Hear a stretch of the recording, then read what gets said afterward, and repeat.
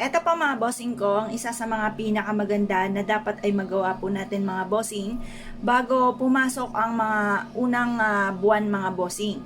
Or kaya sa mga huling Martes o huling Biyernes, unang Martes, unang Biyernes, mainam na subukan nyo po ito. Ito pa mga bossing ko ay ang ating asin. Ang gagawin lamang po natin mga bossing ko, ibubudbud po natin to dito mga bossing yan, yung ating asin.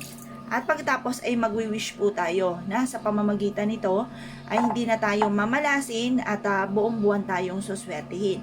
At mas magiging masagana ang ating pong pamumuhay. Ganyan lang po ang inyo pong gagawin mga bossing. Ugalin nyo po ito sa mga unang araw ng pasok ng buwan or kaya po mga bossing ko, huling Martes at huling Biyernes mga bossing. Ito pa mga bossing ko, isa sa mga subok na at paborito ko rin na gawin mga bossing ko pagdating sa usapin ng asin. Kasi ang asin mga bossing ko ay mabisang pang cleanse